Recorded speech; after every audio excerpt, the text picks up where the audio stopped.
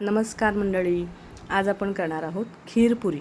Gudi Padwa special आपण तयार करणार आहोत खीरपुरी. इथं मी हातावरच्या शेवयांची खीर केलेली आहे, त्यामुळे अशी घट्टसर खीर तयार होते आणि टमटमीत फुगणाऱ्या पुऱ्या आपण कशा करायच्या हे आज आपण पाहणार आहोत. गार झाल्यानंतर सुद्धा या पुऱ्या अशाच एक तासभर सुद्धा पुढे फुगलेल्या अशाच राहतात. तर यासाठी मी साहित्य घेतलेलं आहे.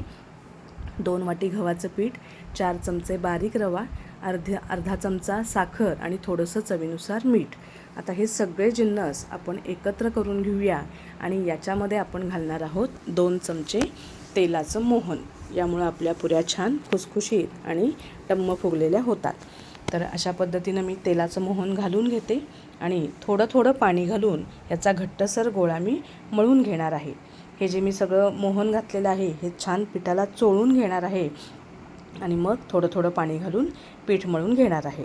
पाडवा म्हटलं की खीर आणि पुरण हे 2 गोड पदार्थ आपण प्रत्येक घरी करतो.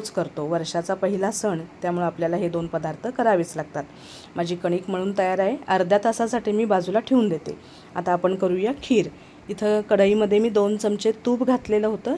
त्याच्यामध्ये थोडेसे काजूचे तुकडे थोडासा रंग बदलेपर्यंत मी परतून घेणार आहे. अशा पद्धतीनं माझे काजूचे तुकडे परतून तयार आहेत. आता आपण ज्या हातावरच्या शेवया घेतलेल्या आहेत त्या या तुपामध्ये थोडासा रंग बदलेपर्यंत परतून घेऊया. 1-2 मिनिट झाल्यानंतर आपण याच्यामध्ये थोडंसं घालणार आहोत दूध. आपण नैवेद्य दाखवणार आहोत, त्यामुळे इथं पाण्याचा वापर अजिबात करायचा नाही. थोड्याशा दुधामध्ये आपण या सगळ्या शेवया शिजवून घेऊया आणि याच्यामध्ये आपण मगाशी जे तुपावर काजूचे तुकडे परतून घेतलेले ते घालून घेऊया आणि आपल्याला कितपत पातळ खीर पाहिजे किंवा घट्टसर पाहिजे त्या अंदाजानं आपण ह्याच्यामध्ये दूध घालायचं आहे.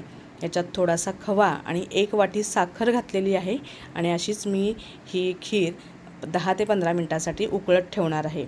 आता याच्यात वेलची पूड घालून घेते आणि बारीक गॅसवर खीर उकळत ठेवते आणि इथं झटपट तयार होते आपली मस्तपैकी खीर. आता आपण करणार आहोत पुऱ्या. मगाशी जो आपण गोळा मळून ठेवला होता त्याला थोडासा तेलाचा हात लावून आपण 1-2 मिनटं ही कणिक छान मऊ करून घेऊया आणि याच्यातून छोटे छोटे गोळे काढून घेऊया आणि आपण याचे लाटणार आहोत पुऱ्या. तर अशा पद्धतीनं मी एक गोळे काढून इथं गोळे तयार करून घेते. इथं माझे गोळे तयार आहेत. आता थोडासा तेलाचा हात लावून आपल्याला या सगळ्या पुऱ्या लाटून घ्यायच्या आहेत. तर तुम्हीसुद्धा माझ्या पद्धतीनं करून बघा आणि तुमचा पाडव्याचा सण छान गोड मस्त करा. तर इथं तुम्ही बघू शकता थोडा थोडा तेलाचा हात लावून मी पुऱ्या सगळ्या लाटून घेते.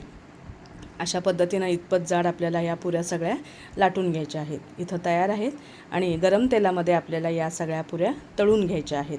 तर अशा पद्धतीनं एक पुरी मी या तेलामध्ये सोडणार आहे. फक्त काळजी काय घ्यायची की सुरुवातीला तेल आपलं छान कडकडीत गरम पाहिजे. गार तेल असेल तर आपल्या पुऱ्या फुगत नाहीत आणि मग त्या मऊ पडतात. पुढं तासभरसुद्धा अशा फुगलेल्या राहत नाहीत. तर इथं एक पुरी तुम्ही बघू शकता. सगळ्या माझ्या पुऱ्या अशा टम्म फुगलेल्या आहेत आणि अशाच या पुऱ्या छान बराच वेळ पुढं राहतात. तुम्हाला मी एक पुरी फोडून दाखवते. अशा पद्धतीनं या पुऱ्या आपल्या खुसखुशीत आणि टम्म फुगलेल्या तयार आहेत. तर गुढीपाडव्याचा सण माझ्या पद्धतीनं हा पदार्थ करून बघा आणि मला तुमचा रिप्लाय द्या.